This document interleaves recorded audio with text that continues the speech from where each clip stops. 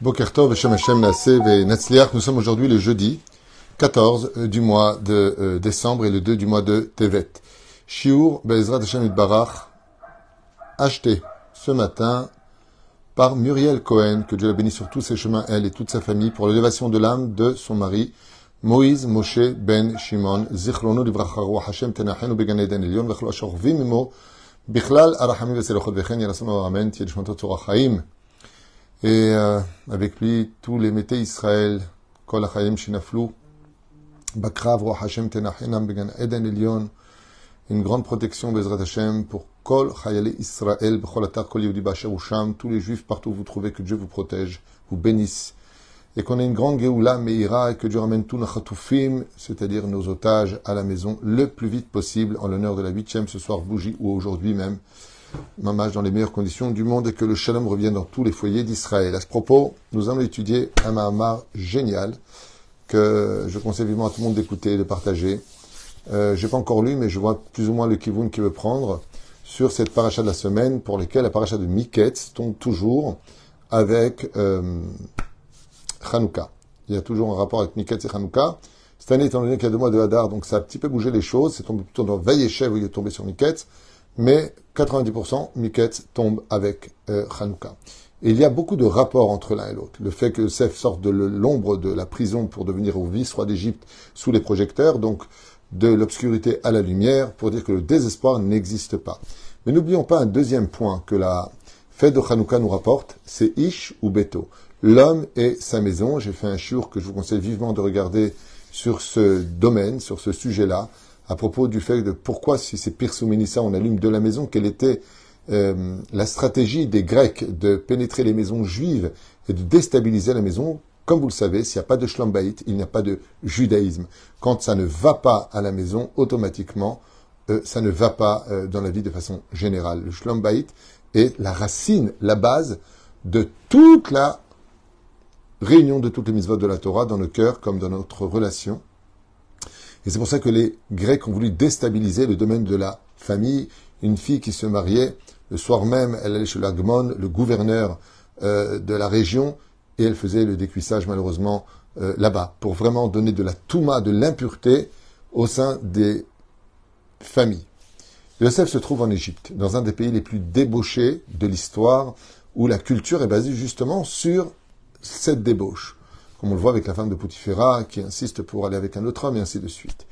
Yosef Hatzadik, lui, par contre, est un Tzadik Gamour. Lui, il ne veut pas fauter, il est pur, il est pur, il est pur, il est pur. Alors, comment il va se marier s'il se retrouve dans une pureté aussi importante, dans un monde aussi impur? C'est une flamme pure dans un monde obscur, où cette lumière va devenir si puissante, non pas parce que la flamme est grande, mais parce qu'il est pur. Plus tu es pur, et plus la flamme grandit. Ce qui fait de toi un grand tzaddik, ce n'est pas tes connaissances en Torah, c'est la pureté de ton âme. Plus ton âme, elle est purifiée de toute impureté extérieure, et plus tu seras un gdolador. C'est ce qui font de nos tzaddikim des gdolim d'Israël. Ce qu'a fait du Rav Ovadia Yosef, le Rav Shteman, le Rav Kanevski, tous ces géants, le Baba Saleh, le Rabbi Lubavitch, kol gdolim chez l'Israël. La liste serait trop longue. Rabbeinu, c'est la pureté de leur âme. Il n'y avait pas de défaut dans leur âme, il n'y avait pas de tâche dans leur âme, il n'y a pas de problème dans leur âme. Vous l'avez tous compris. Yosef HaTzadik, il est le tzaddik des tzaddikim. Yosef HaTzadik, Sfirat HaYesod, lui, il est le gardien de la pureté de l'âme. Alors je vous invite à regarder un enseignement de Rabbi Yaakov Abu Hatzera à ce propos. Donc, Ish ou Beto, deuxième point, le mariage, puisque vous savez que le 8e jour de Hanouka est relié aussi au mariage entre le peuple d'Israël et son Créateur, mais il est aussi relié au mariage, puisque la Ségoula, ce soir, après l'allumage de la demi-heure des bougies, jusqu'à ce qu'elle s'éteigne d'elle-même, si vous voulez, c'est de passer 7 fois dessus, comme j'ai expliqué à maintes reprises.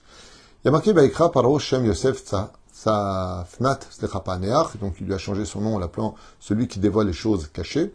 Baïtenlo et Asenat Bat Potifera, il lui a donné une femme du nom de Asnat. Qui était Asnat, et qu'est-ce que veut dire d'ailleurs le mot Asnat? On lui a donné plusieurs significations. Asson, qui veut dire catastrophe. Asnat, qui veut dire celle qui est née d'une catastrophe. Parce que Asnat n'est autre que la fille de Dina. Dina a été violée par Shrem ben Hamor, et de là, elle est tombée enceinte. Donc c'est qu'elle a donc été violée plusieurs fois, car une femme vierge ne peut pas tomber enceinte, selon la Torah, dans sa première union. Et donc, elle est tombée enceinte d'une fille, Asnat, qui vient du mot Asson, catastrophe.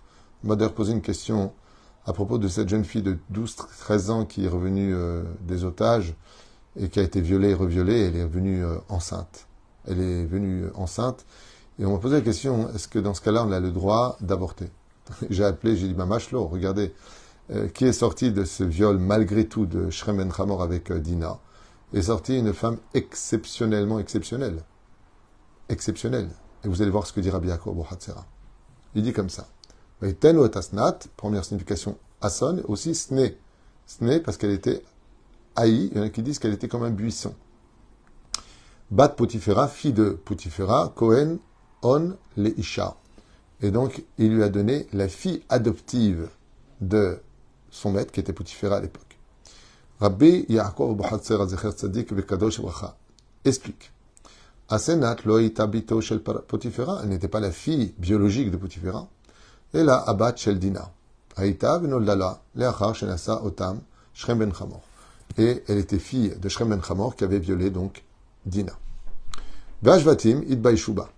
Et les 12 tribus avaient honte à leur niveau à eux, où personne n'avait de défaut, que la naissance de Osnat venait entacher l'honneur de toute la famille, car elle était fille d'un étranger à Israël, donc d'un mariage mixte, si vous préférez, d'un viol mixte, et puis elle vient d'un viol. Ce n'est pas évident de naître dans ces conditions, surtout au niveau des tzadikim qui étaient les jvatim. Donc elle faisait tâche dans la famille, alors qu'elle est née de cette union, la pauvre, elle n'a pas demandé à naître de ce rapport. Kiatsa la az ou pitron pe shenolda lo bigdusha. Et pourquoi est-ce que les frères la regardaient d'un mauvais œil? Car elle était née dans l'impureté. La reine ba malach Michael ve'oridota le Mitzrayim. L'ange Michael, bon là il marque ça comme ça, mais dans d'autres commentateurs c'est marqué que l'ange Michael a dit à Yaakov qu'il serait préférable de lui donner une amulette dans laquelle il y aurait marqué « Je suis Asenat, fille de Dina, de la destinée, de la dynastie de Avraham, Yitzhak et Yaakov. » Elle avait cette amulette. Il y en a qui disent que quand Yosef est passé sur son char, parmi toute cette foule qui l'acclamait parce qu'il était en train de sauver l'Égypte, eh bien, les femmes, vu la beauté hors du commun de Yosef Hatzadi, qui étaient comme des folles, elles lui jetaient des diamants, elles lui jetaient leurs bijoux, elles lui jetaient des foulards avec toutes sortes d'encens, pour que simplement Yosef lève la tête, juste la regarde, pour en faire un sujet de discussion en Égypte, tellement Yosef était impressionnamment beau, et puissant, et intelligent, et pur, une beauté pas conventionnelle d'un mannequin, une beauté divine. Juste qu'elle puisse dire, Yosef m'a regardé, mais Yosef n'a jamais, disait Chachamim, levé aucune fois les yeux sur une femme. Elles avaient beau lui lancer des choses incroyables, sauf une. Il y a une seule femme pour qui il a arrêté le char, et il est descendu du char et il est parti la voir. C'est que, étant sur son char, dans les rues d'Égypte, vice-roi d'Égypte, dans sa splendeur et son émanation, Asenat, quand elle a vu passer, elle a arraché son amulette et lui a jeté sur son char.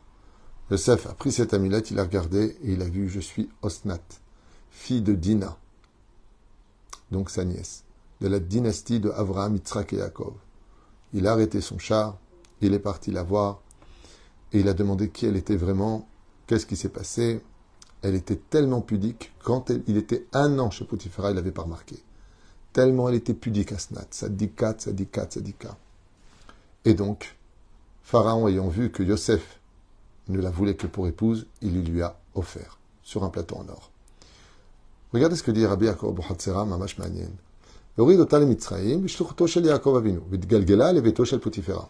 Étant donné que Potiphera était stérile, ils l'ont adoptée quand elle est arrivée en Égypte, toute jeune.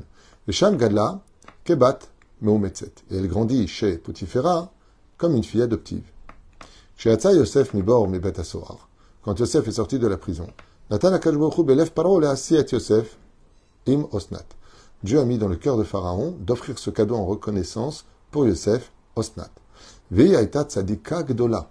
Et Asnat, malgré le fait qu'elle vient d'un terroriste, elle est tombée enceinte, Dina, de ce terrible personnage qui était Shrem ben Hamor, eh bien, ça n'a pas empêché, grâce à sa pureté du ventre de Dina, de sortir une tzadika hors du commun. Et d'où est-ce qu'on sait, dit Rabbi Yaakov Bohatzera, que c'était une femme extrêmement pure, parce qu'elle est devenue la femme de Yosef. Et Yosef Hatzadik n'aurait jamais pu mettre une bague au doigt à une femme impure. Shahig et Kadosh Vetaor, car non seulement Yosef était Kadosh, mais il était aussi Kadosh, il n'était pas que saint, il était pur. Et Gam Zartal et Lada, Shne, Patim. Et on voit que de la matrice de Osnat sont nées deux nouvelles tribus d'Israël, Ménaché et Éphraïm, pour lesquelles nous bénirons nos enfants tous les vendredis. Et là, regardez bien ce qu'il dit. Il n'y avait aucune probabilité ou aucune chance quelque part que Yosef trouve un zivouk en Égypte. Toutes les filles étaient impures, toutes les filles étaient débauchées, toutes les filles ne voulaient qu'à la beauté, à l'argent et le pouvoir des hommes. Une fille qui va épouser un homme pour créer une maison juive avec un équilibre, c'était impensable. Et il ne pouvait se marier qu'avec une batte Israël. Et voilà que Yosef Hatzadik, eh bien, vient jusqu'à lui, en Égypte, là où il est, son zivoug. Et Rabbi Yaakov Abu Hatzera, il pose cette question et il dit, comment c'est possible? Et là, chez Yosef Hatzadik, Shamara al-Gidushato vetarato. Étant donné que Yosef Hatzadik cherchait constamment à se préserver de toute impureté, qu'elle soit dans la nourriture, dans le regard, dans le comportement ou autre, Bechol ose de toute son âme et de toutes ses forces à prier le Créateur du monde dans une nid bodédou tordue comme un Dieu, protège-moi, je t'en supplie, je ne veux pas fauter. Dieu a fait en sorte que son épouse arrive jusque-là, lui, où il était, pour devenir sa femme. Et ça, c'est la plus belle lumière qu'on puisse trouver dans notre vie. Qui klal beyadenu, car nous avons une généralité commune pour chaque juif. Habal eitaer, tout celui qui veut faire teshuva, qui veut vraiment arrêter ses bêtises, qui veut vraiment être pur, mais ça inoto, du ciel, on l'aidera. Comme Yosef Hatzadik, qui dans cette paracha, eh bien, n'est autre que la lumière de sa propre espérance. Et là où l'homme y veut aller, on l'emmènera. Tu veux une tzadika dans ta vie? On t'amènera une tzadika. Tu veux une réchaïte? On t'emmènera une réchaïte. Tu veux une matérialiste? On t'emmènera une matérialiste. Qui tu es, ainsi donc, on t'amènera. Ça me rappelle d'ailleurs le shidduchim qu'on fait quand on voit des gens très très religieux, très pieux, qui vraiment ont un aspect, en tout cas, qui montre, qui veulent s'élever très fortement spirituellement et qu'on voit des éventuelles épouses. Ben non, ça c'est pas possible. Non, ça c'est pas possible. Pourquoi? Parce qu'il est vraiment très pieux, très très pieux.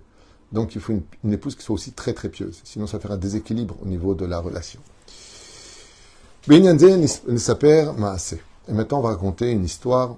Moi j'avais une autre histoire à raconter avec le roi Salomon, mais il y a déjà une histoire qui est racontée ici, on va la partager ensemble.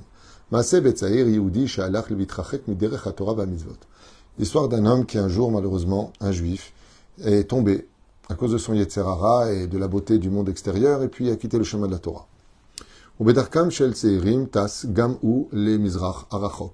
Et voilà qu'influencé par la société et les jeunes de son âge, il s'est éloigné et parti là où il y avait de la débauche.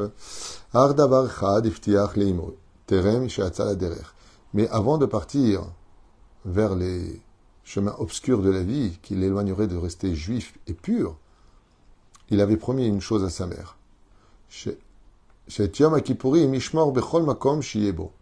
D'être toujours à la synagogue à Kippour et de jeûner pour respecter ce jour-là. C'est la seule chose qu'il a dit à sa mère, on appelle ça les juifs de Kippour.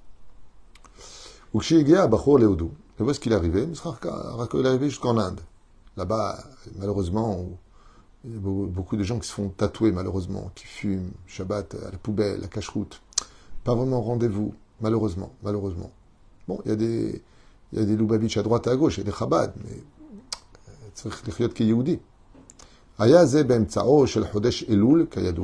et quand il est arrivé, c'est au milieu du mois de Elul, donc qui précède les fêtes juives. Sham, le Mizrach Arachok, dans l'extrême est, là où il était, Bichlal ve'Odu Biprat, en Inde, Sham Mitna'alim Beqatsav Acher. Donc là-bas, la vie et la culture est totalement différente de ce qu'il y avait en Israël. Hacham Pashut Miyutar. Et on peut dire que là-bas, de posséder une montre, ça sert presque à rien, parce que les gens vivent le jour comme la nuit. En tarichim ve'en zman. Et là où il était, ni les dates, ni le jour, ni la nuit n'avaient d'influence. La fête était tout le temps la fête, tout le temps de l'alcool, rigoler pour rien. Et malheureusement, en consommant quelque chose de négatif pour sa santé, il a eu extrêmement mal à l'estomac et est tombé malade. Ou Miyad, Evil ou Otto, le Betacholim, mais commis, et ils l'ont transporté en urgence à l'hôpital. Vesham ichlitu, arofim, chez Atipoul, le Be'aya, ou chez Lo Yochal, Velo Ishte, ke Esrim Varba Shaot. Et ils ont estimé que pour pouvoir le guérir à l'hôpital, il se devait de jeûner, ni boire, ni manger pendant 24 heures. Hem igdiru et atipul, nikouy realim meagouf. Car il fallait qu'il retire de son corps toutes les choses toxiques qui auraient empoisonné son corps. Et ses amis de ce jeune ont par tous les moyens essayé d'appeler les parents en Israël. Ach, les chaves, mais ils n'ont pas réussi à les joindre. Et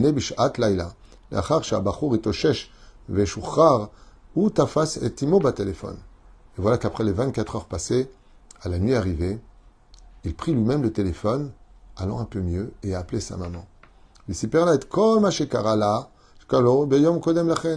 il lui a dit qu'il était à l'hôpital, et depuis hier, avant la tombée de la nuit, ils l'ont transporté en urgence à l'hôpital, et qu'il a dû jeûner. Maman, te rends compte, j'ai pas bu, j'ai pas mangé de toute la journée aujourd'hui, chez Shamazotimo, Yamralo. Quand sa mère a entendu ça, elle lui a dit au téléphone, Béni, mon fils, Mina Shamaim Azru Lecha, Latsum. Regarde comment Dieu il t'aime. Tu as quitté malheureusement le chemin de la Torah et des mitzvot. Tu as voulu aller avec tes copains visiter le monde entier et te lâcher librement à toutes tes envies personnelles, donnant libre cours à ton cœur de t'emmener vers les endroits les plus obscurs du judaïsme. Mais tu as promis une chose et tu l'as dit avec sincérité, que quoi que tu fasses, Kippour, tu jeûneras toujours. Eh bien, comme ça, elle lui a dit, mon fils, tu vis tellement sans heure, sans date, dans une folie, que hier soir est rentré Yom Kippour et qu'il vient de sortir. Et donc tu n'as ni bu ni mangé, parce que du ciel, on a fait en sorte que tu sois hospitalisé pour que tu respectes le jour de Yom Kippourim. Et moi, la Yom Kippour, mon fils. Et comme lui a dit sa mère, tu vois, en fin de compte, on retient une chose. Ce que l'homme veut vraiment au fond de son cœur, Dieu le lui permettra, pour le meilleur comme pour le pire. Ou Mina Shamaim Yesubado. Et Mina Shamaim, ils te l'emmèneront jusqu'à toi. Ainsi dit Rabbi Yaakov Abu Hatzera, Yosef Hatzadik voulait se marier. Mais il a dit, Ribono Shel Olam, je suis en prison. Si un jour je sors, avec qui je vais me marier dans ce pays? Je ne peux pas retourner en Canaan. J'ai pas envie que mon père me pose des questions. J'ai pas envie de rencontrer mes frères. Comment ça va se passer exactement pour moi? Parce qu'il y a une chose que je veux, c'est vraiment créer une maison juive, pure. Alors si vraiment c'est ce que tu veux, ne désespère jamais, même si ça prend du temps. Ça a pris 12 ans pour Yosef Hatzadik. Ça peut prendre 20 ans pour une personne. Mais comme me l'a dit Mamash, une demi-belle-fille, elle m'a dit que sa sœur, si Dieu veut, avec l'aide d'Hachem, va bientôt se marier. Et sa sœur a un âge quand même assez avancé, elle est plus toute jeune. Et les parents se sont rencontrés et ça avance bien. Bli Ainara, tant mieux. Et sa sœur lui a dit, donc à ma belle-fille, j'ai trouvé un garçon tellement merveilleux que je remercie le ciel de tous les échecs des années que j'ai eus. Celui-là, il veut pas, celui-là, il n'a pas envie, celui-là, il m'a dit non, celui-là, j'ai tellement pleuré, qu'est-ce qui se passe, je ne me marierai jamais, je veux simplement me marier, je veux faire une maison juive. Et aujourd'hui, elle a trouvé quelqu'un qui a tapé à la porte de son cœur. Et elle m'a dit, donc sa sœur, ma belle-fille, elle lui a dit, tu sais, ma sœur, je suis tellement heureux de tous ces échecs pour être tombé sur lui. Parce que non seulement je l'aime plus que tout, mais c'est vraiment le mari idéal. Quand on veut vraiment quelque chose, même si ça n'aboutit pas, ni à la première, ni à la millième fois, c'est que les bonnes choses se font toujours attendre. Ce que Dieu attend de toi, c'est de voir vraiment ce que tu veux au fond de ton cœur. Jamais tu te décourages et ne dis jamais « je me marierai jamais, je ne serai jamais riche, je n'y arriverai jamais ». Ne dis pas ces mots-là. Parce que si tu le dis, tu vas le vivre. Et si tu vis dans l'espoir et que tu gardes le sourire, que Shem Shem Evarech Ala Tova Mevarech Ala Ra'a, tout comme tu sais dire merci quand tout va bien dans ta vie, dis aussi merci quand tout bloque dans ta vie. Parce que quand ça bloque, c'est que tu es au bloc opératoire pour que tu ressortes en bonne santé et que tu puisses courir vers le chemin de ta destinée. Baruch Adonai Leolam, Amen, Amen.